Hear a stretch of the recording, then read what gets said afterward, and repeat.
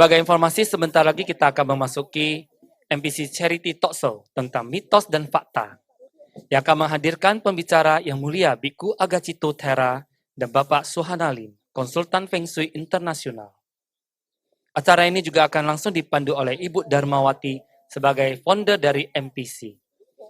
Sekali lagi kita berikan aplaus yang luar biasa untuk 6 pembicara kita hari ini. Baik, para pemirsa, saatnya kita memasuki MPC Charity Talk Show tentang mitos dan fakta yang akan menghadirkan pembicara yang mulia Biku Agacito Thera, Bapak Suhanalim, konsultan Feng Shui internasional yang sekaligus putra Indonesia yang sedang berdomisili di Australia. Acara ini langsung dipandu oleh Ibu Darmawati selaku founder MPC. Kepada Ibu Darmawati, kami persilakan. Selamat sore kepada pemirsa, berbahagia dimanapun Anda berada. Bertemu kembali saya dengan Darmawati di acara MPC Charity Talk Show 2021, persembahan donasi pendidikan bagi anak bangsa. Di kesempatan ini kita akan berbincang-bincang, tentunya bincang inspiratif yang akan membahas seputar Feng Shui. Bagi Anda yang menggemari, bahkan Anda mungkin belum tertarik, saat ini tepat sekali bagi kita untuk bersama-sama mendengarkan langsung dari pakarnya. Beliau merupakan putra kelahiran Indonesia yang saat ini sudah bermukim dan tinggal di Australia. Jiwa sosial beliau dan kemampuan beliau tentunya tidak diragukan oleh kita semua. Kapasitas beliau sebagai konsultan internasional sangat mumpuni. Jadi jangan lewatkan kesempatan ini, silahkan Anda bertanya langsung di kanal YouTube secara online, nanti akan kami bacakan. Narasumber kita selain Bapak Suhanalim, juga ada Yang Mulia Biku Agacito Thera. Beliau adalah pendiri dan juga kepala PBC, Pubarama Budi Center, yang berada di Kota Bangun. Untuk itu kami langsung mengundang kepada Yang Mulia Biku Agacito Thera, waktu dan tempat kami persilakan.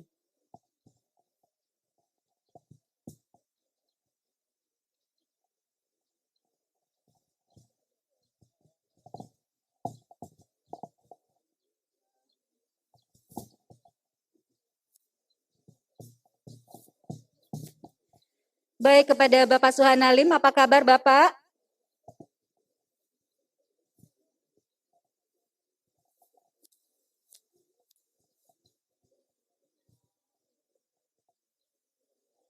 Ya, saat ini kita sudah terhubung dengan Bapak Suhanalim. Tentunya kita sambil menunggu Bapak Suhanalim untuk bisa langsung online. Kita nanti akan menjelaskan. Ya. Ya, Bapak apa kabar? Saya udah dengar, Bu. Iya, baik. Sudah online, Bapak. Ya. Pak Suhana, sesuai dengan yang kita bahas sebelumnya, tentunya tentang buku yang Bapak barusan luncurkan, yaitu tentang buku Manusia, Langit, dan Bumi, Bapak. Mungkin Bapak bisa jelaskan langsung kepada pemirsa apa yang dimaksudkan dengan manusia, langit, dan bumi. Ya, jadi begini ya. Sebelumnya saya ucapkan terima kasih untuk Ibu Darmawati dan Biku Agacito ya untuk kesempatan yang diberikan kepada saya untuk berpartisipasi dalam acara ini. Jadi saya ucapkan juga terima kasih untuk semua teman-teman yang sudah berpartisipasi ya. Nah, jadi kenapa buku saya ini saya kasih judul kisah mengenai langit, manusia, dan bumi. Nah, ini sebenarnya adalah juga filosofi bahwa kehidupan setiap manusia itu dipengaruhi oleh 3 faktor tadi. Jadi langit, qian, kemudian manusia, ren, kemudian bumi atau ti. Nah, bumi inilah yang dalam istilah sehari-hari itu disebut sebagai Feng Shui. Jadi kita semua nggak bisa istilahnya lepas dari 3 faktor ini. Ya. Jadi 3 faktor inilah yang menentukan bagaimana kira-kira kehidupan yang akan kita jalani. Nah, jadi Yang dimaksud dengan langit itu adalah kita punya etnis, kita punya jenis kelamin, ya. Kemudian kita punya status sosial di mana keluarga, ya, di mana kita terlahir. Kemudian yang satunya lagi adalah timing, di mana kita datang ke dunia. Nah, inilah yang dipakai untuk melakukan analisa yang namanya Pakcu. Jadi dari Pakcu ini kita bisa tahu kira-kira mendapatkan gambaran mengenai kelebihan, kekurangan yang kita miliki. Nah, selanjutnya faktor kedua atau manusia ini adalah semua kita punya usaha, semua kita punya tindakan. Ya, jadi apakah kita berbuat kebaikan atau sebaliknya? Apakah kita orang yang rajin atau malas? Kemudian apakah kita orang yang mudah menyerah atau kita orang yang gigih dalam berjuang? Nah, ini tentu menentukan baik atau buruknya kehidupan kita. Kemudian yang faktor berikutnya adalah faktor bumi. Nah, inilah semua lokasi dan semua bangunan di mana setiap hari kita beraktivitas. Jadi rumah, toko, pabrik, gudang, dan sebagainya. Nah, jadi tiga faktor inilah yang menentukan baik atau buruknya kehidupan yang kita alami. Kemudian kalau kita ibaratkan kehidupan itu seperti kita berkendaraan, ya. Jadi yang faktor langit ini ibaratnya kita punya GPS supaya kita jangan tersesat, supaya kita tahu jalan. Kemudian faktor manusia ini ibaratnya bagaimana keterampilan dan sopan santun kita dalam berkendaraan. Nah, ini juga penting kan, kalau kita nggak bisa bawa kendaraan, kalau kita istilahnya bawa kendaraannya secara serampangan, nah, maka itu juga kemungkinan akan menghambat kita punya perjalanan. Kemudian faktor bumi itu kita ibaratkan seperti kondisi jalanan yang kita lalui, kondisi kendaraan yang kita pakai. Jadi kalau dua ini juga tidak baik, maka tentu akan menghambat kita punya perjalanan. Nah, jadi inilah kenapa saya selalu sharing bahwa kalau kita ingin mendapatkan kehidupan yang minim dari problem, maka kita harus memperhatikan tiga faktor tadi. Kemudian kita juga memaksimalkan dan mensinergikan ketiga-tiganya. Nah, jadi itulah kira-kira makna dari langit, manusia, dan bumi. Luar biasa sekali. Kepada para pemirsa Budiman dimanapun Anda berada, baik yang di offline saat ini, dan juga yang di pemirsa yang berada dimanapun, bagi Anda yang ingin bertanya kepada narasumber kami, yaitu Bapak Suhana atau Bante Agacito, silakan Anda ketik dan kirim langsung ke kanal YouTube yang tersedia. Baik Pak Suhana, kalau kita bicara tentang Feng Shui, ataupun kadang kita ketahui contoh seseorang yang secara Feng Shui-nya sudah bagus, ataupun secara kita bilang terlahir dengan ciri-ciri yang memiliki bakat calon orang hebat, tapi pada kenyataannya semakin bertambah usia, kenyataan itu semakin pudar. Tidak terlihat ciri-ciri orang hebat. Apakah itu bisa terjadi Pak Suhana? Kira-kira apa yang menyebabkan orang tersebut tidak menjadi seperti apa yang tergambar seharusnya? Ya, nah jadi yang kamu tanyakan tadi itu udah sering ya saya jumpai. Jadi secara analisa fakta atau secara dia diramalkan atau secara apapun metodenya. Jadi seseorang bisa aja disebut bahwa ini orang yang hokinya besar, orang yang hebat lah istilahnya.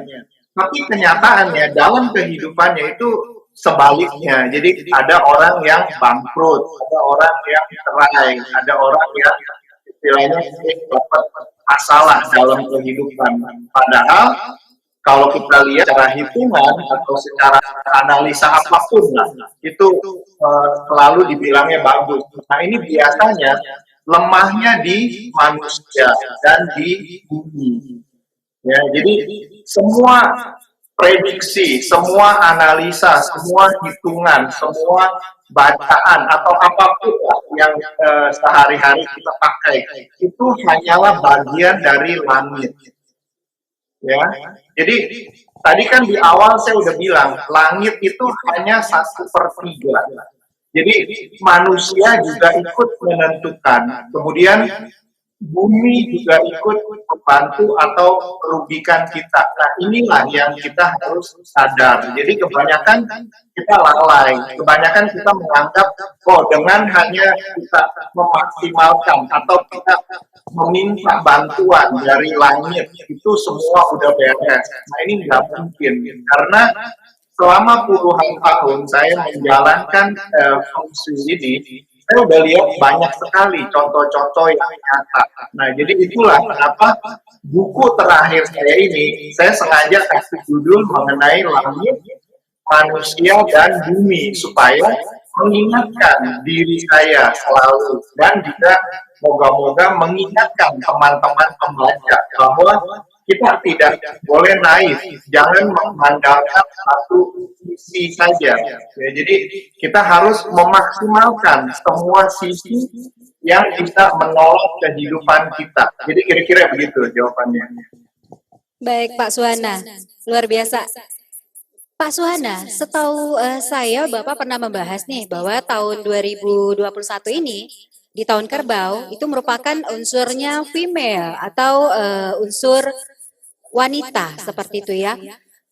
Mungkin Bapak bisa jelaskan mengapa tahun 2021 ini dikatakan memiliki unsur female, Pak?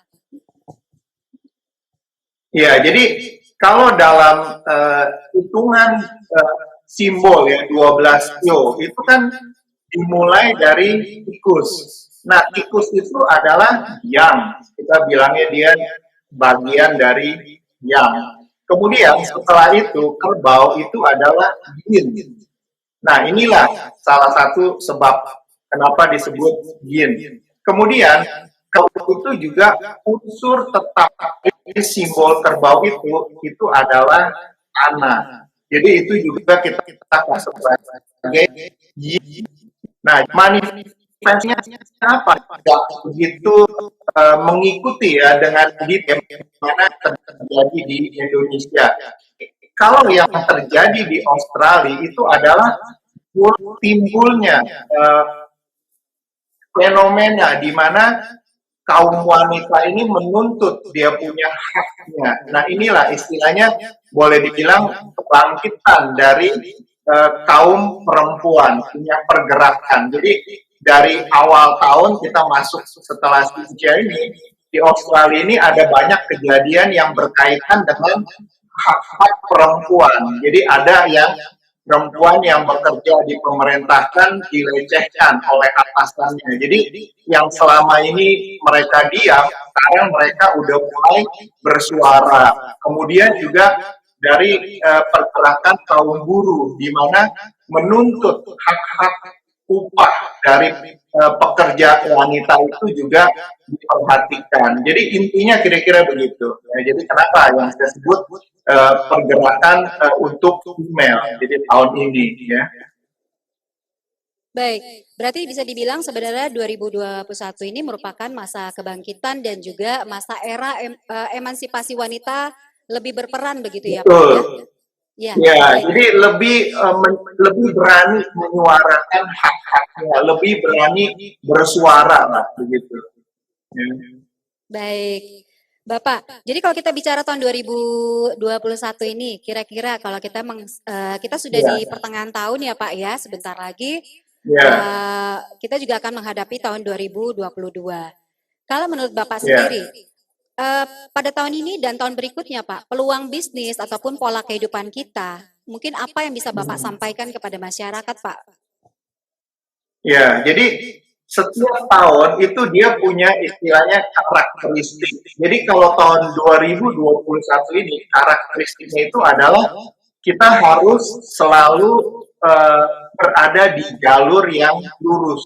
Jadi kalau selama ini mungkin kita kecenderungannya suka mengambil jalan pintas, suka istilahnya mencari celah-celah dalam konotasi yang negatif, maka tahun ini akan lebih sulit.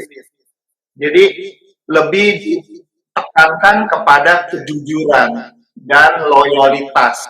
Ya, jadi ini yang tolong diperhatikan. Kemudian juga untuk orang-orang yang tidak takut untuk capek, istilahnya tidak takut untuk bekerja keras, ya, itu akan selalu mendapatkan kesempatan.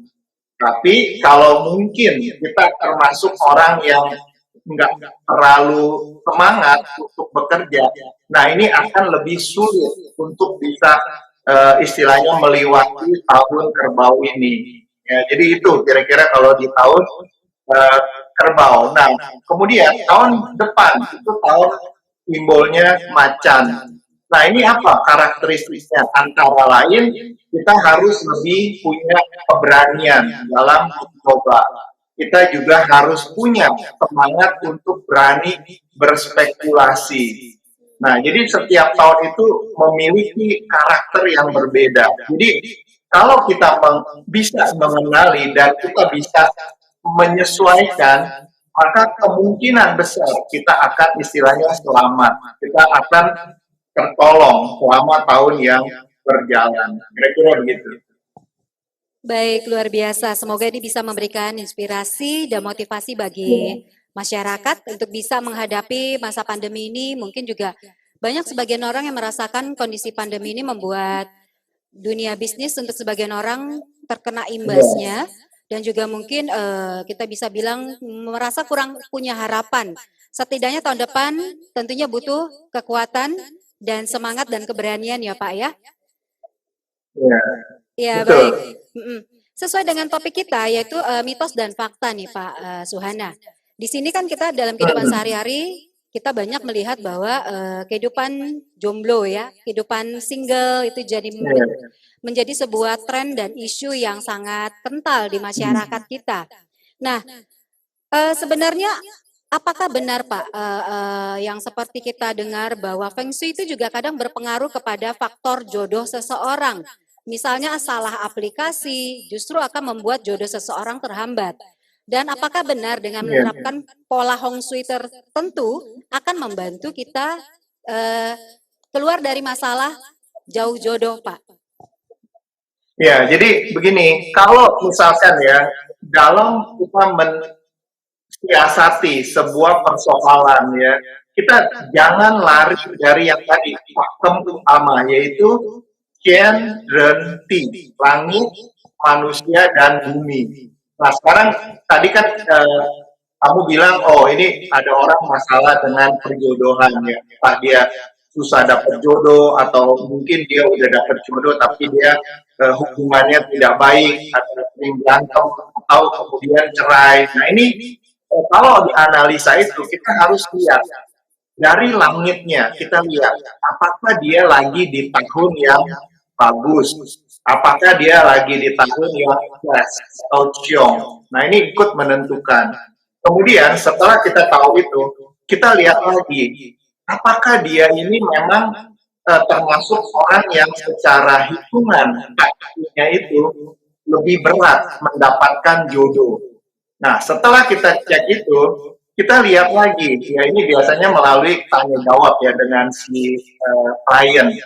Bagaimana dia punya attitude? Apakah dia orang yang berkepribadian yang menyenangkan? Ataukah dia orang yang istilahnya? Ini juga ikut menentukan kan, jadi belum apa-apa udah wajahnya itu sangar ya, orang pasti takut kan, jadi peluangnya juga akan lebih sulit mendapatkan pasangan, atau kalau udah dapat pasangan maka akan lebih mungkin kehilangan ya, karena orang mana paham kalau dia sifatnya tidak baik. Itu dari sisi manusia. Kemudian kita lihat lagi bagaimana dia punya rumah. Nah, ini kita udah masuk ke topik feng shui. Nah, biasanya secara panduan umum ya, ini panduan umum ya. Jadi kita lihat bagian depan rumah ya, jadi bagian teras, bagian pintu masuk, ya, apakah itu juga secara kaidah feng shui baik. Kemudian kita perhatikan dapurnya itu bagaimana, apakah dapurnya juga itu ramah feng shui atau dapurnya itu secara feng shui dikategorikan negatif atau jelek. Kemudian kita lihat lagi bagaimana sikon dari kamar tidurnya. Apakah kamar tidurnya itu feng shui friendly atau sebaliknya. Nah, jadi kira-kira begitulah. Dari analisa di 3 aspek tadi, kita akan mendapatkan gambaran dan informasi yang lebih jelas dan detail di mana sebenarnya sumber masalah utama. Jadi ada orang-orang yang sebenarnya masalahnya dari dia dalam kondisi tahun atau 10 tahun yang jelek. Nah, ini ada. Tapi ada juga orang yang sebenarnya bukan dari urusan faktor langit atau urusan faktor. Jadi lebih ke sifat dia, lebih ke attitude-nya yang jelek. Ini berarti dari manusianya. Kemudian lihat lagi, ada juga kadang-kadang kita jumpai pengaruh dari feng shui. Nah, jadi ini yang menyebabkan seseorang itu terhambat istilahnya dia punya jodoh. Nah, jadi kira-kira begitu kalau kita mau menganalisa dengan proper ya, dengan baik gitu. Nggak bisa kita cuma sepotong-sepotong. Yang sering kita jumpai kan kalau orang berat jodoh dia pergi meramal, dia pergi ngecek, dibilang. Tapi kan dia lupa, selain meramal kan ada urusan yang terkait dengan manusianya. Ada juga yang terkait dengan feng shui-nya. Bagaimana kalau dua itu nggak dibenerin? Jadi kita hanya mengandalkan 1/3. Nah, ini juga sulit untuk bisa mendapatkan solusi. Ya, semoga jelas infonya. Baik, artinya baik dari sisi manusianya sendiri, kalaupun kita sendiri juga kurang ramah, kurang Iya, membuka diri gitu ya Pak ya, iya, harus betul, didukung oleh betul. properti juga, jadi sangat mendukung sekali. Nah bagi pemirsa mungkin yang selama ini merasa kendala jodoh, mungkin ini salah satu inspirasi dan tips yang bisa dipertimbangkan untuk bisa diperbaiki di masa-masa mendatang. Baik, sebelum kita lanjutkan bincang-bincang yang semakin asik dengan Pak Suhana, kami kembali mengundang bersama-sama kita merangkapkan tangan dan kita mengundang kepada Yang Mulia Biku Agacito Tera untuk berkenan hadir bersama kita sesaat lagi untuk memberikan sedikit sharing motivasi Feng Shui, mitos dan fakta dalam kehidupan sehari-hari tentunya dari sudut pandang Buddha Dhamma. Kepada Yang Mulia Biku Agacito kami persilahkan.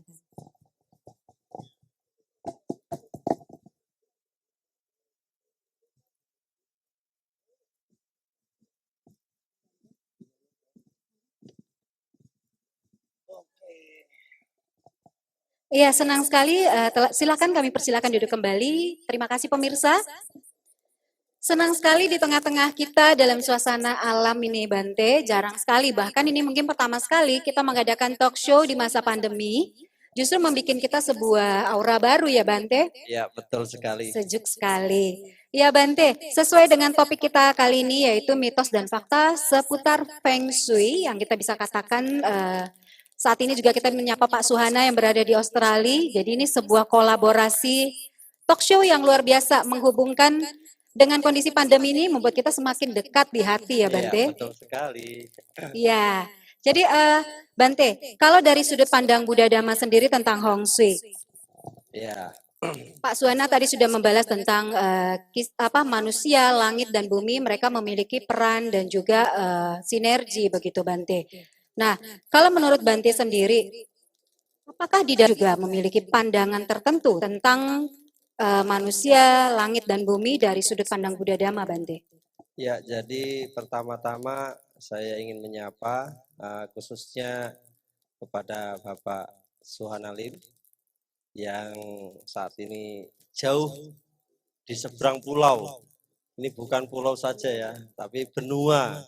Selamat sore Pak Suhanalim dan juga kepada semua Ya, sore. rekan-rekan Tamu yang budaya, tamu eh, budaya. ya yang hadir juga pada kesempatan sore ini di tempat acara. Ya ini memang tidak banyak tetapi ini khusus yang berkepentingan saja. Nah, jadi saya ingin menanggapi berkenaan dengan yang ditanyakan tadi, apakah dalam agama Buddha ini ada memiliki kesinergian ataupun keselarasan ya tentang Feng Shui ataupun yang lain-lainnya. Karena sebagian ataupun di kalangan umat Buddha sendiri juga ada yang membahas ataupun mengkaitkan, menghubungkan bahwasannya yang namanya ilmu-ilmu atau yang berkembang ataupun mungkin yang saat ini menjadi tren itu tidak selaras dengan ajaran Buddha. Kalau kita menarik ke belakang ya, jadi ke zaman di mana sebelum adanya Sang Buddha ataupun pada masa kerajaan Kapilawatu saat adanya Raja Sudodana, saat dimana Buddha mau lahir, Bodhisattva lahir, itu juga menggunakan ilmu ya, menggunakan ilmu hitungan. Karena yang namanya Feng Shui sebenarnya kan sejatinya itu adalah ilmu hitung. Kalau kita berbicara ilmu hitung berarti kan ilmunya logisnya, lebih ke arah sisi logis. Kalau kita berbicara hal itu juga nanti hubungannya dengan cuaca. Kalau nanti kita nggak percaya badan meteorologi ini mistik jadinya ya. Jadi pesawat nanti bisa tabrakan semua nanti. Nah jadi tidak seperti itu ya. Jadi ajaran Buddha jelas menegaskan bahwasannya di mana pemahaman yang bersinergi dengan satu keterhubungan, keterkaitan dengan pola kehidupan manusia ini bisa membawa satu kemajuan, bisa menjadi satu spirit ataupun bisa menjadikan satu inspirasi. Ini sesuatu yang positif, sesuatu yang baik. Jadi makanya dunia perhitungan ya ini tergantung porsinya masing-masing. Kalau kita maknai dengan baik, maka semuanya akan baik. Ya salah satu contoh, kalau kita misalnya mau pindah rumah, ya kan? Kalau kita pindah rumah ataupun kita ketika mau memulai kerja atau memulai usaha, pasti kita akan mencari istilahnya hari baiknya ataupun yang pasnya seperti apa lah. Kenapa hal ini itu kadang perlu, kadang manusia itu memiliki sebuah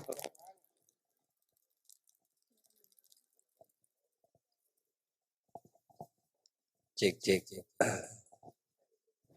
Ya sorry mic-nya agak maklum. Yang bagus nggak bisa dibuka ya. Jadi sampai mana tadi? Ya, jadi manusia itu memiliki keterbatasan, manusia itu memiliki kekurangan sehingga tentunya karena kita memiliki keterbatasan dan kekurangan, kita membutuhkan satu spirit. Nah, spirit itu bisa dari berbagai aspek. Salah satunya ya selain dari spiritual ya tentu adalah sisi kepercayaan yang sudah menjadi bagian dari kehidupan yang tidak terlepaskan, yaitu tentang bagaimana tadi ya masalah mencari hari baik, tepat waktunya. Ini satu sebenarnya hal yang positif. Kenapa? Untuk membuat kepercayaan diri, untuk mensugesti seseorang agar lebih tidak memiliki sebuah keraguan. Ini bisa kita katakan sebagai motivasi secara tidak langsung, ya istilahnya nonverbal ya. Tanpa disadari seseorang itu muncul adanya satu keyakinan. Nah, jadi hal-hal semacam ini sebenarnya dari zaman Baholok, zaman Buddha sendiri, ya itu adalah sesuatu yang wajar ataupun sesuatu yang tidak ditentang oleh ajaran Buddha. Jadi bahkan sampai ke sekarang ke mungkin lontar, primbon, ya Kita kalau mungkin ke Nusantara sendiri, tentang budaya Nusantara, tentang lontar sampai primbon, semua hitungan-hitungan itu kan juga bagian dari ilmu Feng Shui. Nah, jadi ini sesuatu yang baik, sesuatu yang positif, yang bisa dimanfaatkan untuk ngebantu seseorang, untuk mensupport seseorang, ya agar seseorang memiliki ketidakraguan, ya istilahnya memiliki keyakinan dalam menggali potensi ataupun memaksimalkan sesuatu yang ada. Nah, selain daripada itu, nah Feng Shui ini kan bagian daripada budaya, warisan yang diwariskan oleh leluhur-leluhur kita. Hanya orang-orang yang memiliki skill, keterampilan tertentu, butuh ilmu, kan butuh belajar, yang nggak mudah ini. Ini sesuatu yang tidak mudah dikerjakan, hanya orang ahli saja. Makanya ya hari ini juga kita mengundang tim, tujuannya adalah karena beliau kalau banting nggak ahli di situ. Karena saya juga bukan profesinya di sana, tetapi di sini saya hanya mensinergikan bahwasanya ilmu Feng Shui ini atau ilmu hitungan ini adalah ilmu yang tidak terlepaskan dari peran serta kehidupan, dan hal ini patut dan layak kita lestarikan dan kita jaga. Jadi seperti terus. Baik. Jadi intinya kesimpulan yang bisa kita dapat adalah semua budaya, semua tradisi itu punya satu bahasa yang berbeda, tapi intinya sebuah tips ataupun pegangan gitu Bante ya, Iya. untuk bagi seseorang untuk diaplikasikan. Iya, jadi kalau kita kembali lagi, kita kembali ke kitab kita. Saat di mana Sang Buddha lahir saja, saat sebelum lahir dan sesudah lahir, dan saat pencapaian, saat Mahaparinibbana, itu juga semua ada hitungannya.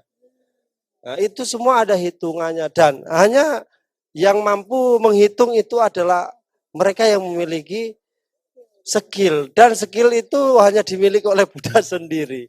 Nah, jadi sebelum Buddha Mahaparinibbana sendiri, Buddha sudah berbincang dengan Ananda, sedangkan Ananda nggak paham maksudnya. Karena apa? Karena ilmu dari Ananda belum sampai pada tingkatan arahat pada waktu itu. Jadi sebuah ilmu yang memang tidak umum, hanya dimiliki oleh orang-orang tertentu, dan yang pastinya semua itu memiliki sifat-sifat yang bersinergikan kepada sisi alam semesta, karena hitungan ataupun yang ada itu adalah keterhubungannya ada di dalam Catu Mahabhuta. Nanti hubungannya ada di sana, ada memiliki benang merah ke Catu Mahabhuta tentang sebuah unsur-unsur yang ada di alam semesta ini. Dan di dalam ajaran Buddha yang namanya unsur-unsur elemen yang ada ataupun tentang Catu Mahabhuta ini adalah hal yang ada juga di dalam diri kita. Jadi seperti itu. Luar biasa.